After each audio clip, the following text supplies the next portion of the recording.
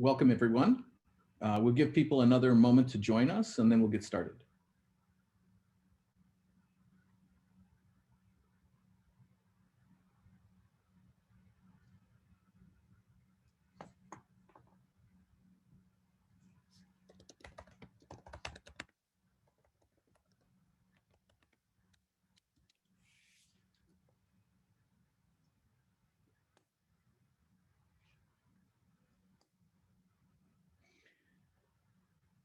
Good morning, everyone. Today's webinar is being recorded and will be available on Vector's YouTube channel imminently. My name is Garth Gibson, and as Vector's President and CEO, I'm pleased to welcome you on behalf of everyone here at the Vector Institute. And good morning to my special guest, the Honourable Peter Bethlenfalvy, whom I'll introduce properly in a moment. I'm looking forward to a great discussion today. Before we dive in, I want to acknowledge the land on which I and the Vector offices are located here in Toronto. It is the traditional territory of many nations, the Mississaugas of the New Credit, the Anishinaabe, the Chippewa, the Haudenosaunee, and the Wendat peoples. Today, we recognize it as a meeting place for many Indigenous, Métis, and Inuit peoples, and as well as newcomers to Canada from around the globe. With people joining us from across Ontario, let me provide a quick introduction to the Vector Institute. Dedicated to advancing artificial intelligence, we help grow and shape Ontario's vibrant AI ecosystem. Thanks to the support from the province and our industry partners, we attract the world's top researchers. We lead some of the most exciting work in the field. We develop highly skilled AI talent, which helps Ontario's companies to compete and fuels the next generation of innovations and investments. We foster nearly 1,000 graduating AI master students each year in partnership with Ontario universities and running training programs year-round to help governments and companies develop the leading-edge AI expertise within their fields. Moreover, we are more than a research institute. We have a responsibility to help ensure all Ontarians can share in the economic and social benefits of AI. Examples include helping companies to improve energy efficiency using AI models, enabling heart patients to monitor their health with a mobile app so they can avoid trips to the hospital, and piloting programs for startups and others. We enable collaborations to help our industry and health partners unlock the transformative potential of AI. And we're a connector across Ontario's ecosystem. For example, we quickly activated our network at the onset of the pandemic to help the province establish the Ontario Health Data Platform using equipment from our compute infrastructure and expertise in machine learning, privacy, and ethics. Woven into every aspect of our research and industry collaborations, our health-related projects, workforce development, and leadership in responsible AI is our belief that it's vitally important that Ontario is able to leverage data and tools like machine learning to benefit all of Ontarians. I expect that these are just some of the themes that will come up in today's discussion. Last week, the Ontario government released the new digital and data strategy. Today, I'm pleased to welcome the Honourable Peter Bethlenfalvy, Ontario's Minister of Finance, President of the Treasury Board, and the Minister responsible for digital transformation. The Minister has kindly agreed to share his insights into the new strategy, what it means, where it will go from here. We have only about 45 minutes, but I think we will cover a lot in that time. Minister, thank you for joining us today. Congratulations on releasing this new strategy. Well, thank you, Garth. It's great to be here, and I know everyone's very busy, so I'm very grateful for people taking time out of their busy days to join us. And thank you, Garth, for all that you're doing at the Vector Institute. I'd really like to take a moment to recognize the invaluable work of the Vector Institute to push the limits of artificial intelligence and deep learning, and the 1,000 graduates each year that you talked about, so critical on moving us forward. And at the Vector Institute, you're really helping us better understand and harness these exciting technologies so that we can build the jobs and the services of tomorrow. Because now more than ever, this is key to improving Ontario's lives, increasing access to public services, and fostering long-term economic growth. It's a vital part of our province's future, and a shining example of what the Premier often calls the Ontario spirit. So thank you, Garth, to all you and your team and all that you do at Vector Institute. Now, as the Minister responsible for digital and data transformation, a big part of my role through the pandemic has been transforming how we provide services to the people of this province. It was in this capacity that last year, Premier Ford and I released Ontario Onwards, Ontario's COVID-19 action plan for a people-focused government. This transformative plan includes more than 30 projects that are improving the way people and businesses interact with government, saving them time while making government simpler and easier to access. Our historic investments in broadband infrastructure have also been key to enabling our digital-first, customer-focused approach to key programs and services. And I had the honor through the 2021 budget that I released this spring as Minister of Finance to commit $2.8 billion to ensure that every region in the province has access to reliable broadband by the end of 2025. So this brings the province's total investment to nearly $4 billion over 6 years, the largest single investment in broadband in any province by any government in Canadian history. Another one of the action plan's signature projects is digital identity, which will allow Ontarians to keep a safe and secure digital version of their ID on a device. In short, it will mean people and businesses can securely access services anytime, anywhere from their device. For example, a small business owner could cut through red tape by registering for licenses and permits and open accounts online. Digital identity will bring value to people, bring value to businesses, and bring value to government. It will unlock new business opportunities and service models, foster innovation, and drive economic growth. And as part of Ontario Onwards, we developed our province's first ever, as Garth mentioned, digital and data strategy, building a digital Ontario. We launched that last Friday. It's something our government has been working on for 2 years, beginning under the leadership of my colleague and friend, our Minister of Government and Consumer Services, Lisa Thompson. Also want to mention Hilary Hartley, who has been championing our Ontario Digital Service, our Deputy Minister in charge of digitization in the Government of Ontario. Building a digital Ontario will empower Ontarians to seize new opportunities in the online world, keep them safe and secure while they're doing that, and create the right conditions for future economic growth in a more connected world.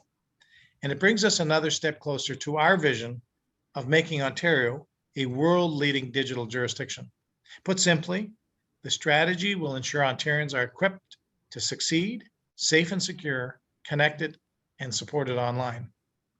The plan outlines the foundational building blocks that are essential to driving Ontario's digital growth, which will shape our province's future. Participation in the digital economy, strong privacy, security, and trust, access to high-quality data, and more convenient, reliable, and accessible government services. So let me give you a couple examples of how we'll do that. One of the truly groundbreaking initiatives is a provincial data authority that will be responsible for building modern digital infrastructure while keeping that information private, secure, and safeguarded. To put it simply, just as the Department of Public Highways of Ontario was created 100 years ago to keep drivers safe while connecting the province through infrastructure projects, we have a vision of building a modern entity that can help keep people's data and personal information safe and secure when it is shared online, while fostering innovation and spurring economic growth. And just as the Public Highways Department designed physical infrastructure to respond to emerging technologies 100 years ago, we are laying the groundwork to position our province at the leading edge of this century's frontier. By unleashing the power of safe, secure, and integrated public data, we will build modern data infrastructure to support economic and, as Garth mentioned, social growth. So what does that mean for Ontarians? Well, we could identify skill gaps from plumbing to medicine in regions across Ontario and enable the government to build the right infrastructure in the right place while empowering students to make informed choices about their education. We could allow farmers to access integrated data on rainfall, water cycles, and fertilizer, helping them make more informed choices on what crops would be most successful. And we could, for example, for local governments, conveniently allow them to access data about labor markets across the province, which could help them find and attract skilled workers to their region. And this work will start soon. Beginning this summer, we will be inviting the public, organizations, and businesses to help us shape the design of the Data Authority. And one other initiative that I'll touch on, which I think you'll be very interested in, is something of particular interest to a lot of people, and that is our framework for trustworthy artificial intelligence. This plan, launching with beta guidelines and principles this spring, will ensure the ethical, transparent, and accountable use of AI technologies. We know that as these technologies become increasingly prominent, they will play a greater role in Ontarians' lives. They also offer new ways to deliver faster and better programs, products, and services to Ontarians. But as we rely more on machines to make key decisions, new risks are emerging, including discrimination, surveillance, and threats to personal privacy. To build a digital economy powered by ethical AI, rooted in democratic principles and individual rights, we are developing the province's first framework to guide the responsible and equitable use of AI. We know that we must be there to safeguard Ontarians' privacy and security. And through this framework, that's exactly what we're doing. Of course, we know that transformative change in government is not always easy. Achieving change in government requires a will and a drive to enable that shift. Our government is embracing transformative change to create more digital-driven, data-focused ways to build better outcomes for Ontarians. Because I believe as the world has changed, government must change with it. That is at the core of our Ontario Onwards Action Plan and our digital and data strategy. I look forward to hearing your thoughts and addressing your questions. So with that, I'll pass it back to you, and thank you, Garth. Thank you. Let's dive into some of these topics. I know my audience here is eager to address responsible AI, as you have just brought up. It's very important to us. We have a robust program developing practices for responsible AI. We have our research director recently was a leader of the Conference on Fairness, Accountability, and Transparency, and our new VP of AI Engineering is responsible for advancing Vector's work in this area. I'd like to ask you to fill us in a little bit more about this framework. There's a mention of spring 2021. So this seems it's very imminent. How will this framework impact us, and how can we contribute? Well, very good question, and as I mentioned, Garth, AI, artificial intelligence, I believe holds a great promise for Ontario. And I'm excited as the minister responsible for the Ontario Digital Service that I mentioned before to be overseeing this work at such a critical time. I think one of the key things as we engage on this project and as we embrace technology and innovation like AI is that the people of Ontario really need to know that their online privacy is protected and that their data and personal information are kept safe. And that's why, as I mentioned, we're really focused on developing a framework to enable trustworthy AI. And it's another example. We have many examples across government where being diligent, we are being very diligent when it comes to protecting privacy online and keeping Ontario's information safe and secure online. We have that information today. And so governments take that responsibility seriously, and confidence and trust are so important. So when we talk about creating this safe, accountable, and rights-based approach to the government's use of AI, it's being built around three or organizing it, I should say, around three commitments. First, the transparency that I talked about, that really there should be no AI or all artificial intelligence done in secret. Government use of algorithms must be transparent and accountable, and people need to be clearly informed of the when, the why, and the how of algorithms that are used by their government. I think another commitment is that we establish clear rules for the use of AI, rules and tools that are in place to safely and securely apply those algorithms to government programs and services. And the thirdly, that all that that AI that serves all Ontarians, that it really is inclusive, and that the government data and algorithms are equitable, that they are inclusive, that they're rights-based and reflect the diverse communities across Ontario. So you asked, so how's this moving forward? You know, we can't do this work alone. That's why your feedback on what Ontario needs to do to advance each of these commitments is an essential part of our plan to develop a trustworthy AI framework for Ontarians. And that's why we're engaged in significant amount of consultations, and be it inside of government, the privacy commissioner, obviously all the cyber security risks, interested stakeholders in academia, in the private sector, and across actually ministries within government. So that's all going to help inform our framework. Good. There's a great depth of expertise in Ontario, especially our colleagues at the Swartz-Reisman Institute for Technology and Society. I would encourage you calling on all of us to participate. I'm sure we would be deeply interested in doing that. Let's talk about another topic that is close to our hearts at Vector: developing a highly skilled workforce of AI experts. This is a big part of what we do at Vector. With the province's support, we're attracting and training students at Ontario universities, helping them to develop their skills and networks, propelling them into Ontario's workforce. We have a digital talent hub to connect the employers, the governments, the health sector, the universities, to identify skills and the organizations that can best take advantage of them. And we work with the industry to connect them to this talent and to upskill their own workforce. I'd like to hear your perspective on how the strategy and related initiatives will help foster digital skills and expertise in Ontario.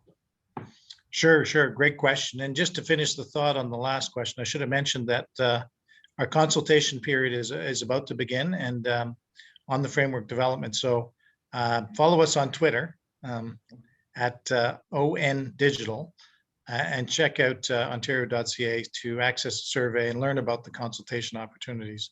And of course, we'll be very interested in looking to experts like you at Vector to share on those ideas, how we can build that safe, accountable, and rights-based AI framework in Ontario.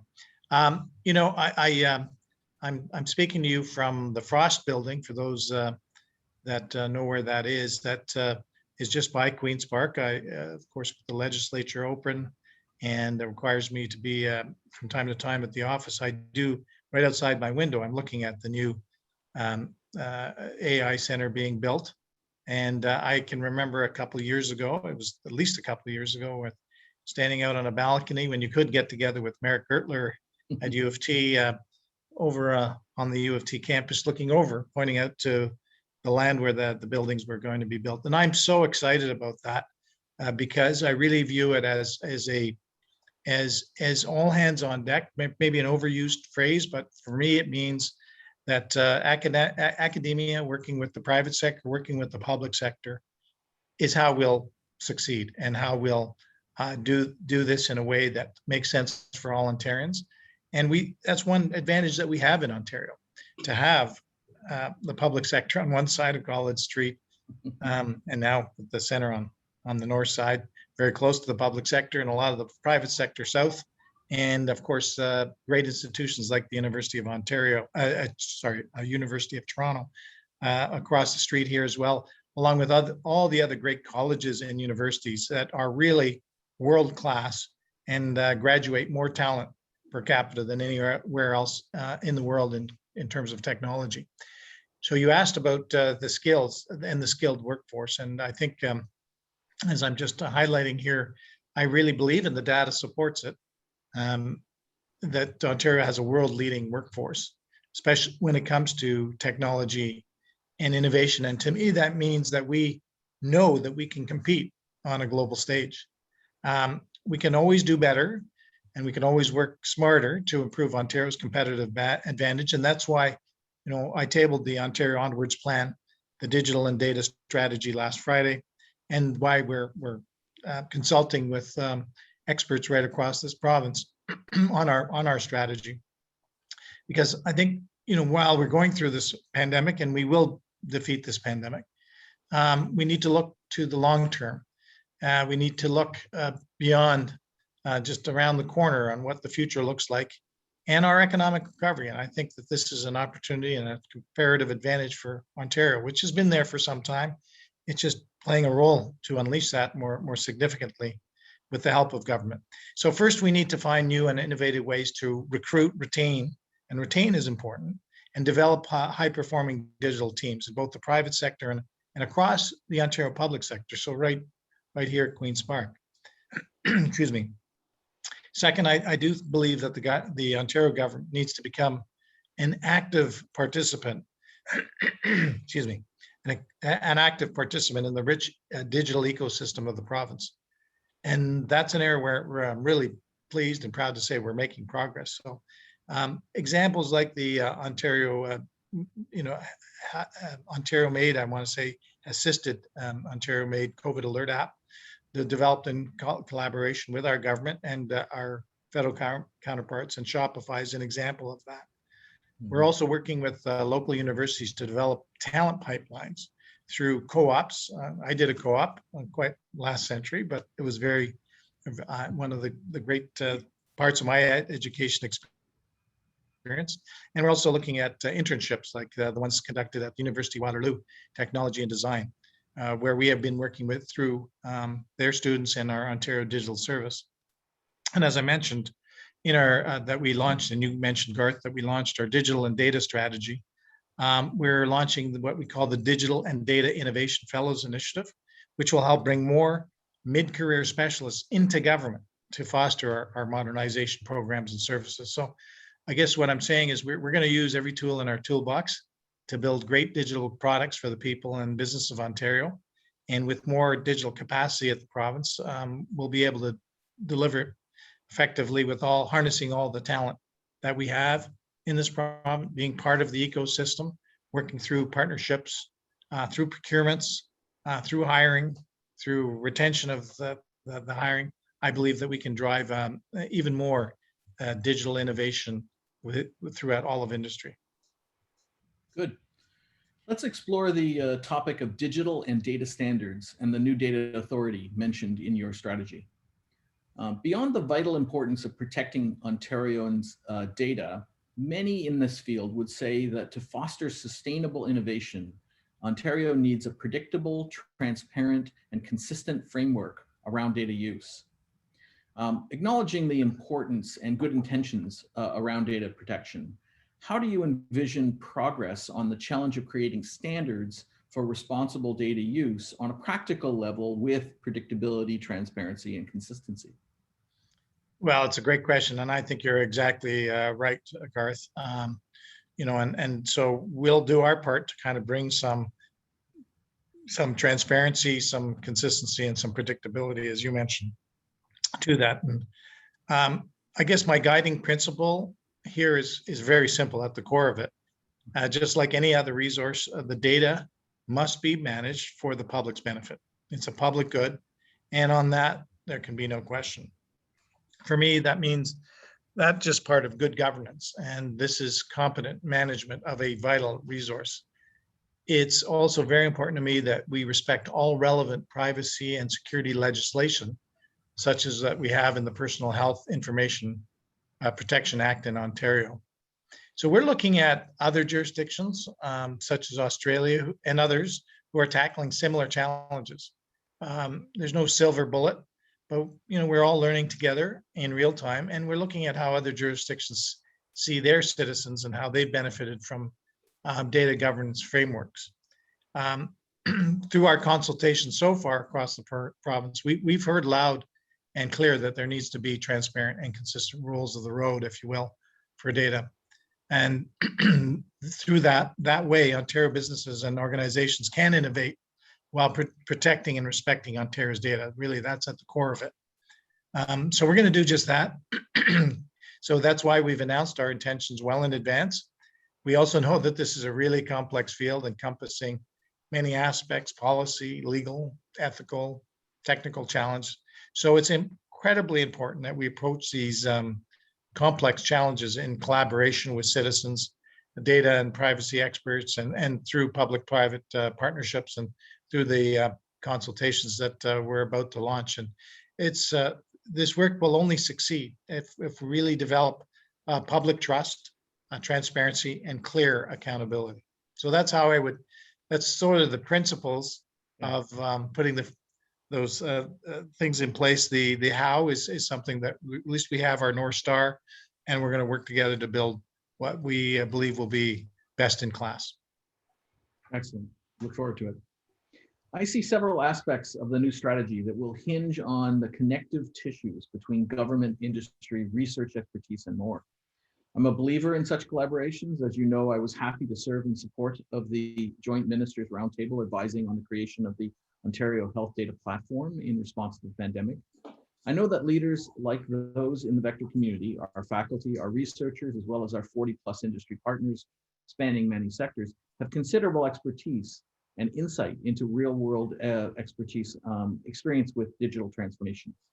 Can you tell us more about the connective opportunities in which this community can contribute?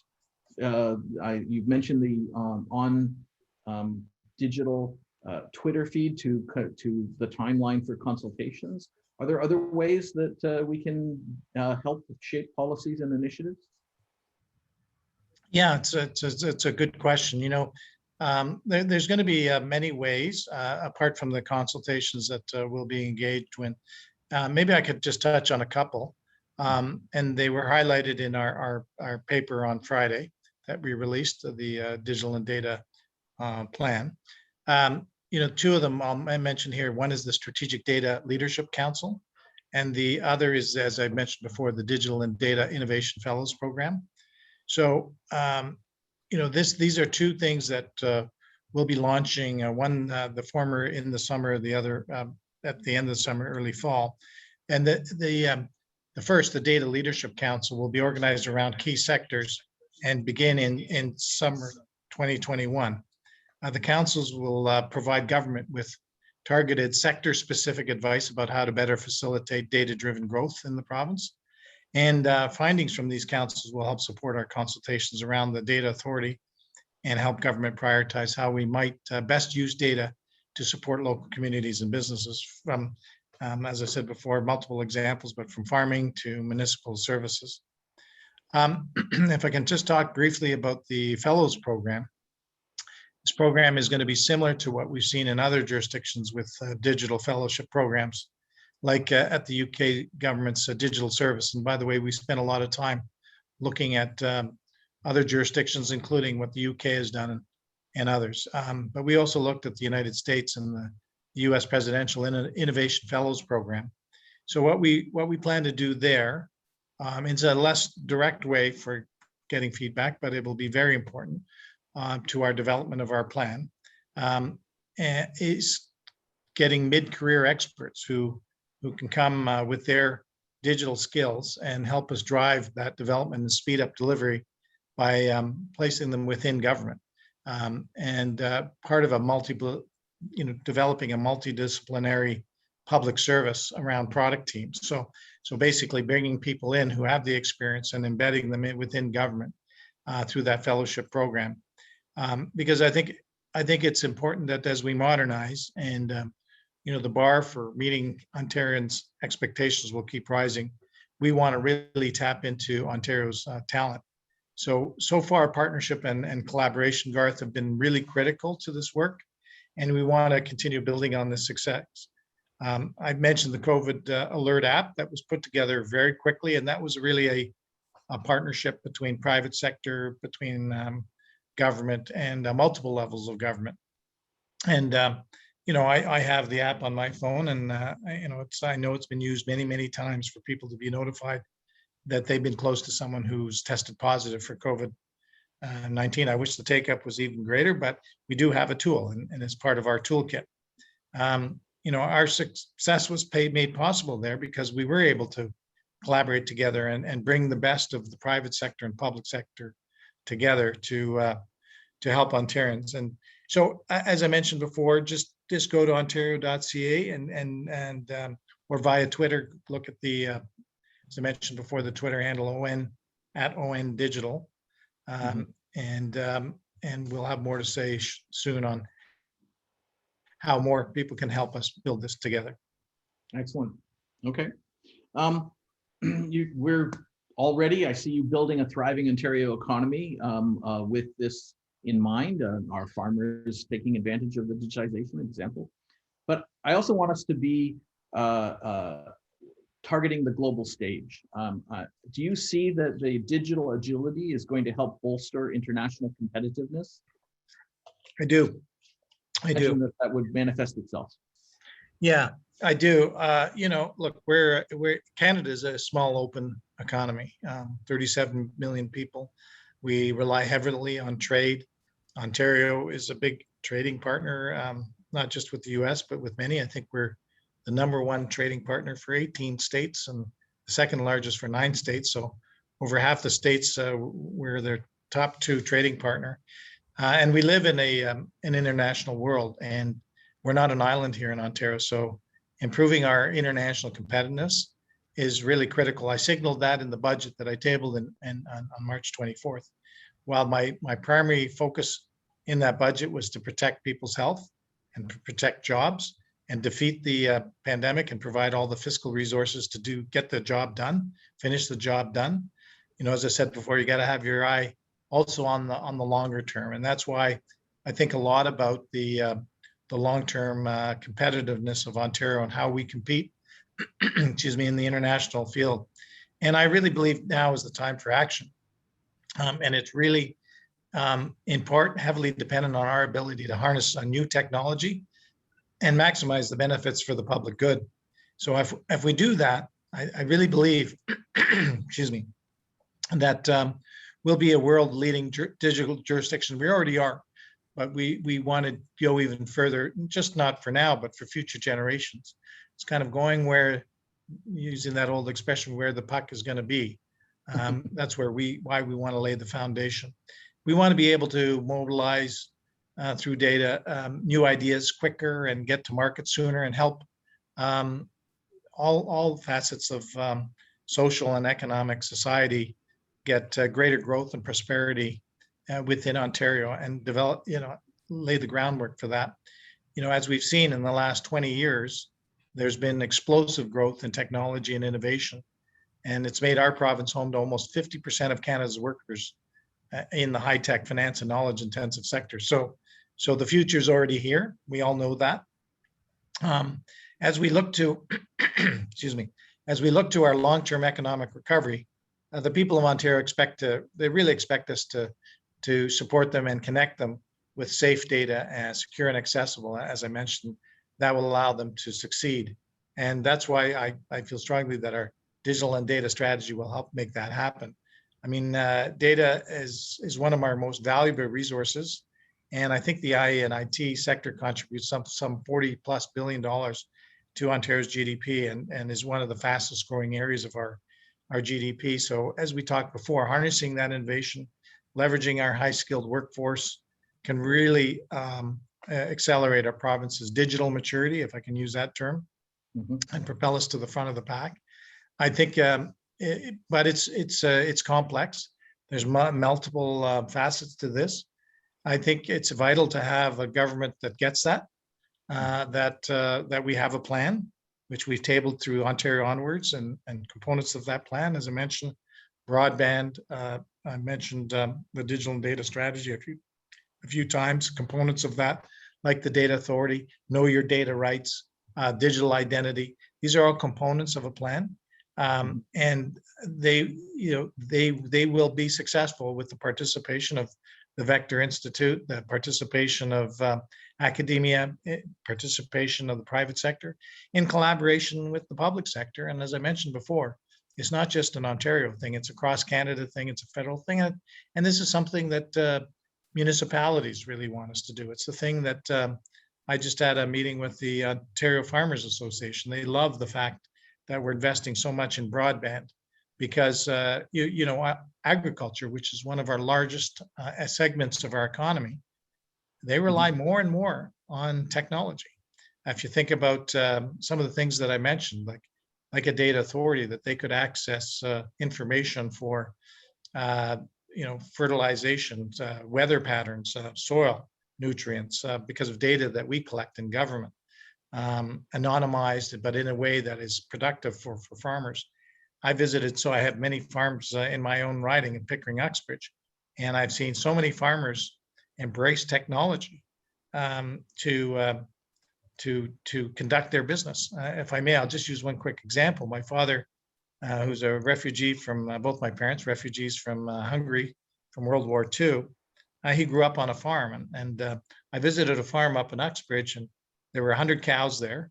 And I asked my dad, how many cows did you have on your farm? And he said, I don't know, 30, 50. I said, how many people would it take to milk 100 cows?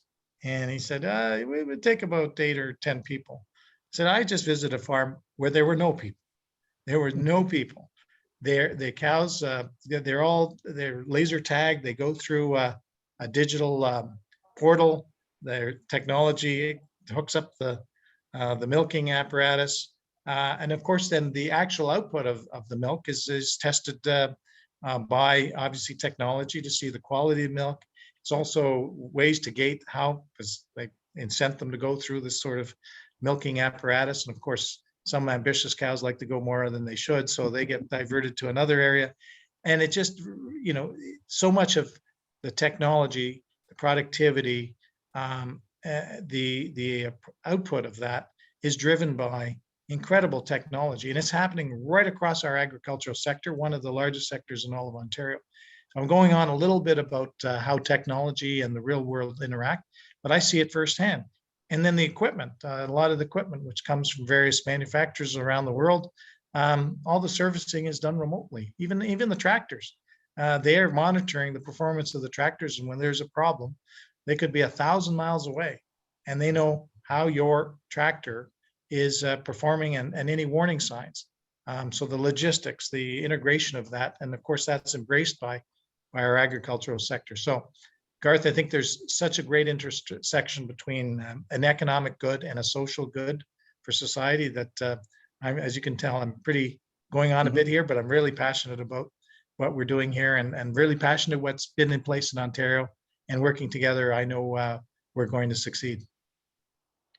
I love the rolling hills of Uxbridge, and we're in a world in which where we live and where we work is changing. So if I could be so bold, I would think that not only Canadians, but the companies that are investing are going to need to understand this changing world and where they locate. I could see us needing digital skills, digital tools, and data from the province to understand whether I can locate in Prince Edward County and work in Hamilton.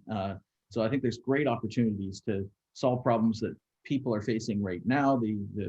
The real estate world is overheated. It would be better if we better understood it. Let me move on for a moment and say that COVID has revealed challenges and opportunities associated with digital life. Can you tell us more about the thinking around digital identity, the digital wallet, and things ensuring clinicians have secure access to the patient's records online and use them? Yeah, oh boy, you could really get me going for a long time on things like that. I know these are great questions, and I'll try to be succinct on digital identity because it's another game changer within the field of technology. We've got a pilot in Niagara Health looking at just that, having a digital wallet for patients. And a digital wallet, the digital identity is really allowing people who, it's your data, but putting it in a way that's most effective so that, I think about if you're a patient at a hospital, you might be treated at 10 different places.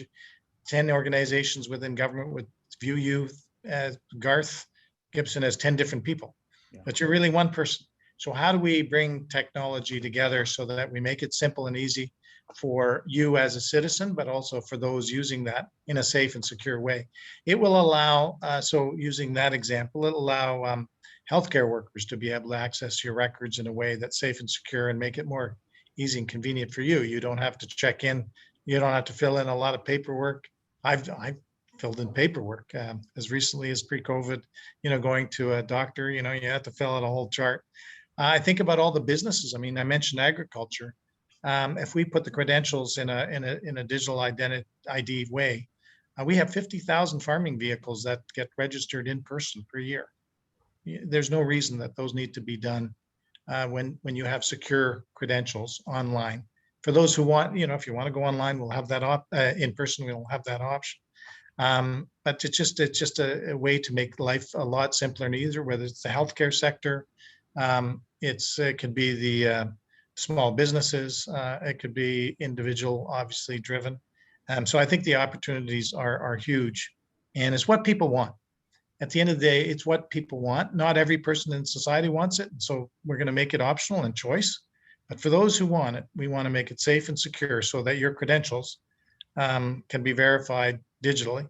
And I think the only cohort that I've come across so far that doesn't like it is the underage drinker who can't use his brother's or sister's ID anymore to get in. Well, okay, I'm not going there. I see our time is nearly up. Let me finish with a pretty open-ended question. Where are we going from here? Not just in terms of developing the strategy and its initiatives, but on a bigger picture level to help ensure that Ontario becomes and is and continues to be a world-leading or the world-leading digital jurisdiction. And do you have any insights you would like to share beyond the ones you've already covered with our audience today? Well, I think just in wrapping up, I would just say the world is changing. It was changing before COVID. I think COVID has really accelerated a lot of that change. If you think of our justice system, in my region in Durham, there was a trial that was done and the judge read the decision out online and 20,000 people tuned in. That was the first time for a digital sort of presentation of the verdict. We've seen that used. That's Zoom justice. It's bringing almost justice to the people, and that's what it should be. But it's allowed that kind of access. In fact, so much time is spent physically in courts and through the leadership of the justice system, the chief justices and our attorney general. A lot of justice is being accelerated so people can get their justice quicker. But we're seeing it in the education world, post-secondary and in primary school as well, how online has had to be an option given the lockdowns. But it's not just providing the capability to do an online education, it's the quality of that. It's also dealing with the aspects of and the consequences of doing that, social aspects, mental health issues of just being in an unconnected world through a connected world. I think of we talked about the healthcare system. So I think that there's an area where is really the leap forward that is occurring and how to use data. We talked a little bit about, or you mentioned about Vectors Institute's involvement in the Ontario Health Data Platform. And it's really groundbreaking work that's being done to be able to harness data, put it in those fragmented pieces of data in a consistent format in a secure vault that researchers can access so that you can provide policymakers with the better data and ability through predictive analytics to make better decisions. I think this is really good for society. I think it's good, as you mentioned before, for economic benefits. And I think the two go hand in hand, and we just have to do it right with the right mindset. And that's why we're being transparent in putting out all of our thinking, consult, have a plan, consult, and move forward with regulatory and legislative reform so that we can enable moving the province forward in this regard. Good. Well, I want to thank you for taking time to speak with me and this morning. Our audience today comprises some of the most renowned researchers and AI talent you'll find anywhere in the world. It involves founders of businesses, leaders and investors, and teams driving AI applications and commercialization. We have a spectrum of healthcare professionals and students who will be leading tomorrow's innovations and companies. Together, this community represents a tremendous ecosystem of expertise, insight, and real-world experience. Part of our role at Vector is to play a connective tissue that links this community and our governments and our partners. We welcome opportunities to share our collective expertise and to help shape Ontario's digital transformation and to foster innovation and responsible AI so all Ontarians can enjoy the economic and social benefits that AI can provide. Thank you again for your firsthand insights today, Minister, and I want to thank everyone who has attended today. Please be safe and be well. Bye for now. Test negative and stay positive. Thanks, Thank everyone. you. Thank you, Garth. Thanks, everyone. Bye.